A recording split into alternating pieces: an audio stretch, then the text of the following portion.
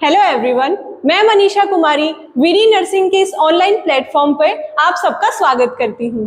आज हम पढ़ने वाले हैं एक बहुत ही बेसिक टॉपिक जिससे बहुत सारे क्वेश्चंस आने के चांसेस होते हैं। तो आज हम पढ़ेंगे हिमेटोलॉजी के बारे में, जिसको हम बोल सकते हैं एक तरीके से कि हम आज पढ़ेंगे ब्लड के बारे में। तो हिमेटोलॉजी से आप सब क्या समझते हैं? हिमेटोलॉजी का मतलब है study of blood and its products. Haematology में हम पढ़ते हैं ब्लड और उसके प्रोडक्ट्स के बारे में। ब्लड में जितनी भी चीजें आती हैं, हम सबको पता है कि हमारे प्रोफेशन में ब्लड का कितना महत्वपूर्ण रोल है। ब्लड जो है एक बहुत ही बेसिक चैप्टर है जहां से बहुत ज्यादा क्वेश्चंस आते हैं, और ब्लड एक ऐसा टॉपिक है जिससे बहुत सारे टॉपिक्स में हमें हेल्प मिल सकती है। तो आज हम पढ़ेंगे हिमेटोलॉजी के बारे में। हिमेटोलॉजी का मतलब होता है study of blood and its products. ये मेडिकल साइंस का ऐसा टॉपिक है जिसमें हम जितनी भी डिजीजेज होती है ब्लड से रिलेटेड, जो भी डायग्नोस्टिक इवैल्यूएशंस होते हैं, या फिर जो भी ब्लड से रिलेटेड जितनी भी चीजें हैं, उन सब की स्टडी किसके अंडर करते हैं? हिमेटोलॉजी के अंदर करते हैं। अब हम पढ़ेंगे, सबसे पहले हम पढ़ेंगे हिमेटोलॉजी के फादर के बारे में, जो कि एक बहुत बेसिक चीज है। Father of haematology. तो हिमेटोलॉजी के फादर हैं William Hewson. Father of haematology. Father of haematology किन्हें कहा गया है? विलियम हेवसन को फादर ऑफ हिमेटोलॉजी कहा गया है। अब हम ब्लड की कुछ बेसिक जानकारी, जो बेसिक कैरेक्टरिस्टिक्स होते हैं ब्लड की, उसके बारे में हम स्टडी करने वाले हैं। जितने भी बेसिक कैरेक्टरिस्टिक्स हैं, जैसे कि कलर हो गया, कौन सा टिश्यू ब्लड में प्रेजेंट होता है, कितना ब्लड का पीएच होता है, ये सब हम उसके कैरेक्टरिस्टिक्स के अंदर स्टडी करने वाले हैं। यहाँ तक आपको समझ में आया? हिमेटोलॉजी का मतलब है कि हम ब्लड और उसके प्रोडक्ट्स की स्टडी करते हैं इसमें, और फादर ऑफ हिमेटोलॉजी हम बोलते हैं विलियम हेवसन को। नेक्स्ट हम बात करते हैं ब्लड के कैरेक्टरिस्टिक्स के बारे में। सबसे पहले हम बात करेंगे कि ब्लड में कौन सा टिश्यू प्रेजेंट होता है। ब्लड जो है वो एक कनेक्टिव टिश्यू है। ब्लड क्या है? एक कनेक्टिव टिश्यू है। कनेक्टिव टिश्यू क्या होता है आप सबको पता होगा। कनेक्टिव टिश्यू का मतलब क्या होता है? ऐसा टिश्यू जो एक टिश्यू को दूसरे टिश्यू से जोड़ने का काम करता है, या फिर एक ऑर्गन को दूसरे ऑर्गन से जोड़ने का काम करता है, वो क्या होता है? कनेक्टिव टिश्यू होता है। जैसे कि बोन्स, कार्टिलेजेस, टेंडन्स, ये जितने भी हैं, ये सब किसके प्रकार हैं? कनेक्टिव टिश्यू के पार्ट्स हैं। जो भी कनेक्टिव टिश्यू है वो क्या करता है? एक टिश्यू को दूसरे टिश्यू से कनेक्ट करने का काम करता है। तो ब्लड जो है वो भी एक ऑर्गन से दूसरी ऑर्गन तक जा रहा है, फ्लो हो रहा है ऑल ओवर बॉडी में। तो वो क्या करेगा? जो भी बॉडी की ऑर्गन्स हैं, उनको एक ऑर्गन को दूसरे ऑर्गन से कनेक्ट करने का काम कर रहा है। तो इसीलिए हम उसको कनेक्टिव टिश्यू के अंडर रखते हैं। अब कनेक्टिव टिश्यू जो होता है, जैसे हम नॉर्मली अगर बोन्स और कार्टिलेजेस की बात करें, तो कनेक्टिव टिश्यू जो है वो एक सॉलिड फॉर्म में प्रेजेंट है। जो उसकी सेल्स होती हैं वो बहुत कॉम्पैक्ट और बहुत पास जुड़ी हुई होती है। बट ब्लड में तो ऐसा नहीं होता। ब्लड जो है वो वेसल्स में फ्रीली फ्लो करता है, और जो ब्लड की सेल्स होती हैं जैसे आरबीसीज, डब्ल्यूबीसीज, वो बहुत दूर एक दूसरे से बहुत दूर फ्लो करती है। तो इसीलिए हम इसको लिक्विड कनेक्टिव टिश्यू भी बोलते हैं। क्या बोलते हैं? लिक्विड कनेक्टिव टिश्यू भी बोलते हैं, या फिर हम इसको फॉल्स कनेक्टिव टिश्यू भी बोल सकते हैं। अब हम इसे फॉल्स कनेक्टिव टिश्यू क्यों बोल रहे हैं? ब्लड जो है वो एक फॉल्स कनेक्टिव टिश्यू है। अब फॉल्स कनेक्टिव टिश्यू क्यों है? क्योंकि ये जो ब्लड है, फर्स्ट ऑफ ऑल वो लिक्विड फॉर्म में प्रेजेंट है। बाकी जितने भी कनेक्टिव टिश्यू होते हैं जैसे कि बोन्स, कार्टिलेजेस वगैरह, वो लिक्विड फॉर्म में प्रेजेंट नहीं होते हैं, बट जो ब्लड है वो लिक्विड फॉर्म में प्रेजेंट है। इसीलिए हम उसको क्या बोलते हैं? फॉल्स कनेक्टिव टिश्यू बोल रहे हैं। देन सेकेंड थिंग इज कि जो हमारी सेल्स होती हैं, जो ब्लड सेल्स हैं, जो सबसे ज्यादा ब्लड सेल्स, बहुत ज्यादा मात्रा में जो ब्लड सेल्स पाई जाती हैं, आरबीसीज, उनके पास में न्यूक्लियस प्रेजेंट नहीं होता। जो हमारी आरबीसीज होती हैं उनके पास में क्या है, न्यूक्लियस प्रेजेंट नहीं है, इसलिए हम इसको क्या बोलेंगे, फॉल्स कनेक्टिव टिश्यू हम इसको बोलते हैं। जो हमारा ब्लड होता है उसको हम क्या बोलते हैं, फॉल्स कनेक्टिव टिश्यू। आपको पता चला फॉल्स कनेक्टिव टिश्यू हम क्यों बोल रहे हैं। फर्स्ट ऑफ ऑल ये लिक्विड स्टेट में प्रेजेंट होता है, एंड सेकंड ये जो ब्लड सेल्स होती हैं उसके पास में न्यूक्लियस जो है वो प्रेजेंट नहीं होता है। फिर हम बात करते हैं ब्लड के कलर की। ब्लड के कलर की हम अगर बात करें तो जो ब्लड है उसका आप सबको पता है कि ब्लड जो है हमें रेड कलर का देखने को मिलता है। अब ये रेड कलर का हमें क्यों देखने को मिलता है, क्योंकि जो हमारी आरबीसीज है उनके पास में हीमोग्लोबिन प्रेजेंट होता है जो किस कलर का होता है, रेड कलर का होता है, इसीलिए हमें जो ब्लड है उसका जो कलर है वो रेड देखने को मिलता है। अगर हम डब्ल्यूबीसीज और प्लेटलेट्स की बात करें तो उनके पास में सिर्फ स्पेसिफिकली कोई कलर नहीं होता है, लेकिन जो हमारी आरबीसीज होती हैं उनके पास में रेड कलर का जो हीमोग्लोबिन है वो प्रेजेंट है, जिसकी वजह से हमारा जो ब्लड है वो किस टाइप का अपीयर होता है, रेड कलर का अपीयर होता है। अब रेड में भी हमें इसमें वेरिएशंस देखने को मिलते हैं बहुत बार, जैसे कि अगर ऑक्सीजनेटेड ब्लड है तो वो हमें कैसा देखने को मिलेगा, वो हमें ब्राइट रेड कलर का देखने को मिलता है। और अगर हम बात करें डीऑक्सीजनेटेड ब्लड की तो हमें डार्क रेड कलर का ब्लड जो है यहाँ पे देखने को मिलता है। ठीक है, रेड कलर में भी हमें वेरिएशंस देखने को मिलेंगे, जिसमें हमें अगर ऑक्सीजनेटेड ब्लड की बात करें तो हमें उसमें ब्राइट रेड कलर का जो ब्लड है वो देखने को मिलता है। जैसे कि हम अगर एबीजी का सैंपल लेते हैं तो जो उसका ब्लड का कलर होता है वो बहुत अलग होता है। फिर अगर वही हम डीऑक्सीजनेटेड ब्लड की बात करें तो उसका हमें जो कलर है वो कैसा देखने को मिलता है, डार्क रेड कलर का जो है, डार्क रेड कलर जो है हमें देखने को मिलेगा डीऑक्सीजनेटेड ब्लड का। ये किसकी वजह से होता है, हीमोग्लोबिन की वजह से होता है। अब हीमोग्लोबिन में अगर ऑक्सीजन की मॉलिक्यूल ज्यादा होंगे तो वो ब्राइट रेड कलर का देखने को मिलेगा, और अगर उसमें ऑक्सीजन की जो मॉलिक्यूल्स हैं वो कम होंगे और कार्बन डाइऑक्साइड की मॉलिक्यूल ज्यादा होंगे तो उसमें हमें डार्क रेड कलर का जो ब्लड है वो देखने को मिलता है। फिर हम बात करते हैं इसके थर्ड कैरेक्टरिस्टिक की, जो होता है हमारा पीएच। हम सबको पता है कि जो हमारा ब्लड है वो हमारे पीएच को मेंटेन करता है, जो हमारा हीमोग्लोबिन है वो हमारे पीएच को मेंटेन करता है, बट जो नॉर्मल पीएच होता है ब्लड का वो कितना होता है, 1.35 टू 7.45। 7.35 टू 7.45 जो है हमारा नॉर्मल पीएच होता है ब्लड का। अगर 7.35 से कम है, अगर 7.35 से पीएच कम जा रही है तो वो कैसी पीएच होती है, एसिडिक पीएच होती है। और अगर 7.45 से ज्यादा जाती है तो ये क्या होगी, एल्केलाइन पीएच यहाँ पे हमें देखने को मिलती है। अब जैसे ये एसिडिक पीएच है तो एसिडिक पीएच में क्या हो रहा है, जो हमारा H+ है या फिर जो हमारा एसिड है वो बॉडी में इंक्रीज हो रहा है। फिर जो हमारा एसिड है बॉडी में इंक्रीज हो रहा है, और इसमें क्या होता है, जो हमारा बाइकार्बोनेट है HCO,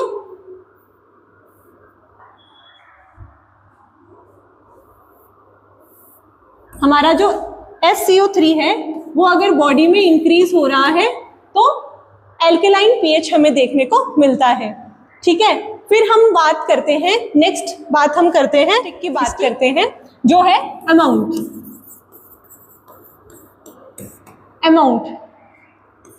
बॉडी में 7 to 8% जो हमारा बॉडी वेट होता है, 7 to 8% बॉडी वेट वो किससे आता है, ब्लड से आता है।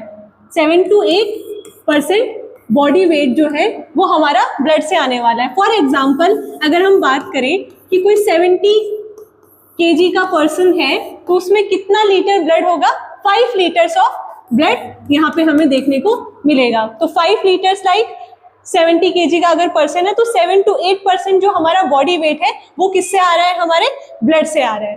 फिर हम अगर नेक्स्ट बात करते हैं टेम्परेचर की, जो ब्लड का टेम्परेचर है वो कितना होता है। जो भी हमारा नॉर्मल बॉडी टेम्परेचर है उससे 1 डिग्री सेंटीग्रेड ज्यादा हमें देखने को मिलता है जो ब्लड है उसका टेम्परेचर। जो भी हमारा नॉर्मल बॉडी टेम्परेचर है उससे 1% ज्यादा हमें ब्लड का टेम्परेचर यहाँ पे देखने को मिलता है। फिर हम नेक्स्ट कैरेक्टरिस्टिक की बात जो कि है स्पेसिफिक ग्रेविटी। अब स्पेसिफिक ग्रेविटी क्या होती है उसके बारे में हम बात करते हैं। स्पेसिफिक ग्रेविटी क्या होती है, जो हमारा वाटर है उससे उसकी डेंसिटी से जो भी फ्लूइड है उसकी डेंसिटी कितनी वेरी करती है उसको हम क्या बोलते हैं, स्पेसिफिक ग्रेविटी बोलेंगे। जैसे कि फॉर एग्जांपल अगर हम बात करें तो जैसे ऑयल हो गया और हमारा ब्लड हो गया, तो जो ऑयल होता है उसकी डेंसिटी क्या होगी, ज्यादा होगी, तो वो क्या करता है, वाटर पे फ्लोट करता है। और अगर ब्लड की बात हम करें तो ब्लड जो है वो वाटर के अंदर क्या हो जाता है, मिक्स हो जाता है। तो इसीलिए जो इसका वेरिएशन होता है डेंसिटी का उसको हम क्या बोलते हैं, स्पेसिफिक ग्रेविटी बोलेंगे। तो जो ब्लड है उसकी स्पेसिफिक ग्रेविटी कितनी होती है, 1.055 टू 1.065, ये जो है ये इसकी स्पेसिफिक ग्रेविटी देखते हैं। अगर हम मोस्ट एक्यूरेट की बात करें तो यहाँ पे होने वाली है 0.060, ठीक है। जो हम अगर स्पेसिफिक या फिर एक्यूरेट स्पेसिफिक ग्रेविटी की बात करें तो ये कितनी रहेगी, 1.060। और अगर हम वेरिएशन में बात करें तो 1.055 टू 1.065 तक इसकी स्पेसिफिक ग्रेविटी जो है वो रहने वाली है। तो हमने कितने पॉइंट्स के बारे में बात की, कैरेक्टरिस्टिक्स के बारे में बात करी, एक बार हम फिर से देख लेते हैं। सबसे पहले हमने बात की टिश्यू के बारे में। तो ब्लड में कौन सा टिश्यू प्रेजेंट होता है, कनेक्टिव टिश्यू प्रेजेंट होता है, जिसको हम फॉल्स कनेक्टिव टिश्यू भी बोलते हैं, क्योंकि ये लिक्विड फॉर्म में प्रेजेंट होता है और जो हमारी आरबीसीज होती हैं उनके पास में न्यूक्लियस नहीं होता है, इसलिए हम इसको क्या बोलेंगे, फॉल्स कनेक्टिव टिश्यू यहाँ पे बोलने वाले हैं। फिर अगर हम बात करें तो हमने इसके पीएच के बारे में बात की, जो कि हमारा नॉर्मल पीएच जो बॉडी का होता है या फिर जो ब्लड का नॉर्मल पीएच होता है वो कितना होता है, 7.35 टू 7.45 जो है वो हमारा नॉर्मल पीएच यहाँ पे हमें देखने को मिलता है। फिर अगर हम बात करें तो हमने बात की है कलर की। जो ब्लड का कलर है वो हमें ब्राइट रेड कलर का यहाँ पे देखने को मिलता है। फिर अगर हम इसकी बात करें, टिश्यू हो गया, पीएच हो गया, देन कलर हो गया, फिर इसके अमाउंट। अगर हम इसकी अमाउंट की बात करें तो 7 to 8% जो हमारा बॉडी वेट होता है वो किसकी वजह से होता है, ब्लड की वजह से होता है। अगर फिर हम बात करें अमाउंट के बाद अगर हम बात करें तो टेम्परेचर कितना होता है, जो भी हमारा नॉर्मल बॉडी टेम्परेचर है उससे 1% ज्यादा टेम्परेचर जो है वो रहता है ब्लड का। फिर अगर हम लास्ट पॉइंट की बात करें तो यहाँ पे हमें क्या देखने को, स्पेसिफिक ग्रेविटी, जिसके बारे में अभी हमने डिस्कस किया है। तो ये हो गए हमारे नॉर्मल ब्लड के कैरेक्टरिस्टिक्स। फिर हम नेक्स्ट बात करते हैं ब्लड के कंपोजिशन के बारे में, कि ब्लड में क्या क्या चीजें प्रेजेंट होती हैं और किस किस से मिलके जो ब्लड है वो बना हुआ होता है, उसके बारे में हम बात करते हैं। तो ब्लड कंपोजिशन के अंदर हम अगर बात करें तो ब्लड में 2 टाइप का कंपोजिशन हमें देखने को मिलता है। पहला कंपोजिशन है या पहला प्रोडक्ट है हमारी ब्लड सेल्स और दूसरा है प्लाज्मा। जो हमारी ब्लड सेल्स है वो सॉलिड पार्ट होती है ब्लड का, और जो हमारा प्लाज्मा है वो क्या हो गया, लिक्विड पार्ट हो गया। तो अगर हम ब्लड सेल्स की बात करें तो हमें सबको पता है कि इसमें आरबीसीज, डब्ल्यूबीसीज और हमारी प्लेटलेट्स यहाँ पे हमें देखने को मिलती है। और प्लाज्मा जो है हमारी बॉडी का हमारे ब्लड का लिक्विड पार्ट होता है, जो कि हमारी बॉडी के अंदर 55% प्रेजेंट होता है, और जो हमारी ब्लड सेल्स होती हैं वो 45% यहाँ पे प्रेजेंट होती है। अब हम देखते हैं, अगर हम एक टेस्ट ट्यूब में किसी का सैंपल लेते हैं तो हमें जो ब्लड सेल्स हैं, जो आरबीसीज हैं, वो यहाँ पे क्या है, नीचे जमी हुई दिखाई देती हैं। ये क्या हो गई, हमारी आरबीसीज हो गई। फिर यहाँ पे एक छोटा सा पार्ट हमें देखने को मिलेगा जो कि कलरलेस होता है। यहाँ पे ये क्या होगी, हमारी डब्ल्यूबीसीज एंड हमारी प्लेटलेट्स। फिर यहाँ पे येलोइश कलर का हमें लिक्विड देखने को मिलेगा। ये हमारा प्लाज्मा। इस तरीके से अगर हम बात करें जो टेस्ट ट्यूब प्रेजेंटेशन की, तो सबसे नीचे हमें जो सेटल डाउन हमारी जो सेल्स हैं वो सेटल डाउन जो हमें मिलती है वो कौन सी होती है, आरबीसीज। और जो ऊपर एक वाइट कलर की या कलरलेस हम जिसको बोल सकते हैं थिन लेयर बनती है आरबीसीज और प्लाज्मा को जो अलग करती है, वो हमारी डब्ल्यूबीसीज और प्लेटलेट्स होती हैं। और जो हमें ऊपर लिक्विड पार्ट दिखाई देता है that is our plasma. Next हम बात करते हैं स्पेसिफिकली हमारी ब्लड सेल्स के बारे में कि जो ब्लड सेल्स हैं वो कितनी होती हैं, क्या होती है, उसके अंदर क्या क्या प्रेजेंट होता है, उनकी क्या फंक्शंस होते हैं। तो सबसे पहले हम अगर बात करें तो सबसे पहले हम देखते हैं आरबीसीज के बारे में। अब हमें पता है जो आरबीसीज हैं उसका सबसे ज्यादा मेन रोल जो है हमारी बॉडी में होता है। तो आरबीसीज जो होती हैं वो उसमें जो हीमोग्लोबिन प्रेजेंट होता है वो क्या करता है, ऑक्सीजन को कैरी करता है one part two another part. ठीक है, सबसे मेन और सबसे जो मेन रोल है वो यहाँ पे किसका देखने को मिलता है, हमें आरबीसीज का देखने को मिलता है। जो 45% ऑफ जो ब्लड सेल्स होती हैं उनमें 44% जो है वो हमें यहाँ पे आरबीसीज ही देखने को मिलती है। जो रिमेनिंग 1% है वो हमारी डब्ल्यूबीसीज और प्लेटलेट्स यहाँ पे हमें देखने को मिलती है।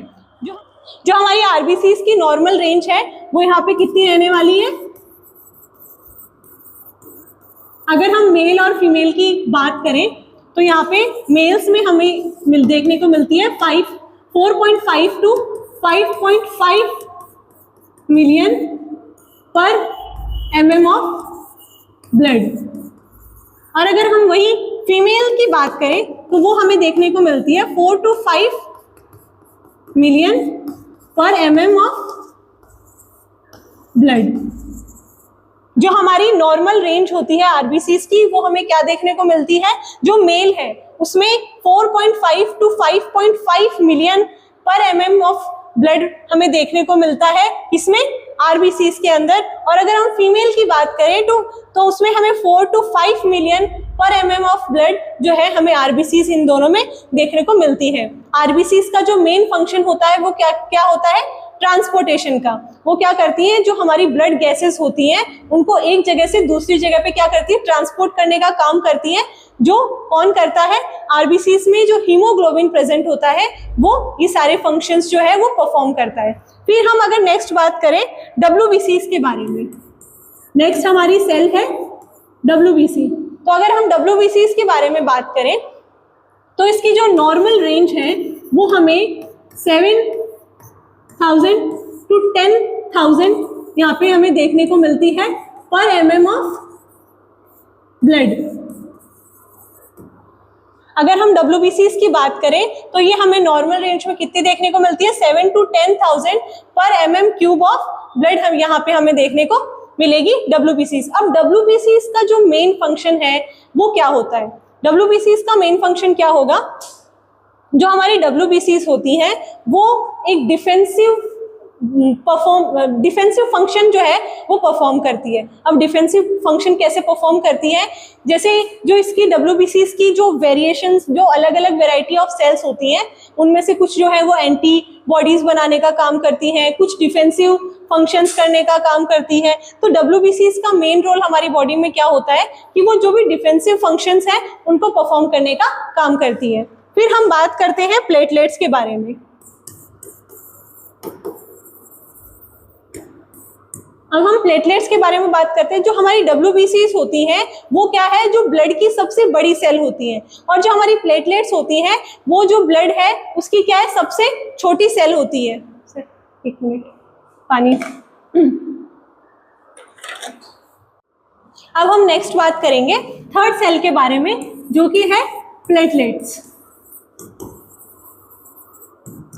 प्लेटलेट्स जो है वो हमारी बॉडी की सबसे माइन्यूट ब्लड सेल है, सबसे छोटी ब्लड सेल होती है। जो हमारी डब्ल्यूबीसीज होती हैं वो क्या होती है, सबसे बड़ी सेल होती है, और जो प्लेटलेट्स हैं वो क्या होती है, जो सबसे छोटी ब्लड सेल यहाँ पे हमें देखने को मिलती है। इसकी नॉर्मल रेंज कितनी होगी,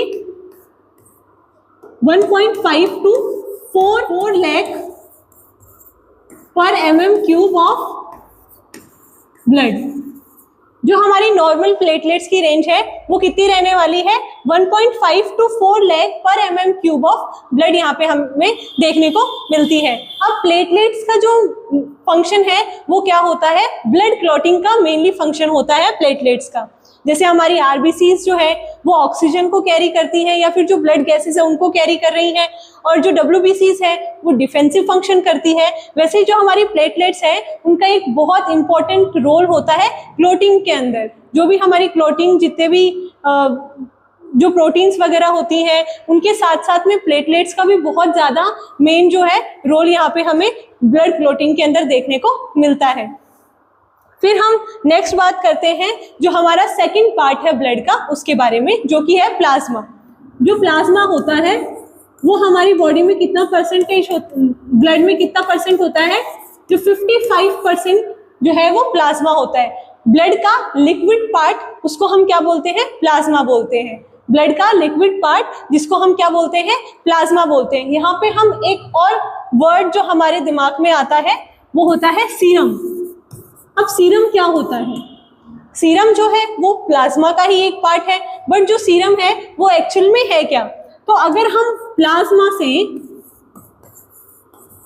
प्लाज्मा से जो भी हमारी क्लोटिंग प्रोटीन्स होती हैं अगर उनको साइड कर दें, अगर हम प्लाज्मा से जो भी क्लोटिंग प्रोटीन्स हैं उनको साइड कर दें तो उसको हम जो भी हमारे पास में बचता है उसको हम क्या बोलते हैं, सीरम बोलेंगे। मतलब जो लिक्विड पार्ट हमारे पास में बचेगा वो क्या होगा, सीरम होगा। प्लाज्मा से जो हमारी क्लोटिंग प्रोटीन्स हैं उनको अलग करने के बाद में जो पीछे बचता है वो क्या हो गया, सीरम हो गया। प्लाज्मा हो गया 55%। अगर उसमें से हम क्लोटिंग प्रोटीन्स को निकाल दें तो उसको हम क्या बोलेंगे, सीरम, यहाँ पे हम उसको बोलते हैं। अब प्लाज्मा के अंदर और क्या क्या जो है वो हमें देखने को मिलते हैं, तो हमें इसमें 90 प्लाज्मा का कंपोजिशन, अगर हम प्लाज्मा के कंपोजिशन के बारे में अगर बात करें तो हमें इसमें 92% वाटर देखने को मिलता है। ऑफ कोर्स ये एक लिक्विड पार्ट है तो हमें इसमें 92% जो है वो यहाँ पे वाटर देखने को मिलेगा। 7.2% जो है वो क्या होती है, इसके अंदर प्रोटीन्स प्रेजेंट होती हैं, जो कि जो एल्ब्यूमिन, ग्लोब्युलिन और फिब्रिनोजन, मतलब 3 टाइप की प्रोटीन्स जो है इसके अंदर यहाँ पे प्रेजेंट होती है। एल्ब्यूमिन, ग्लोब्युलिन और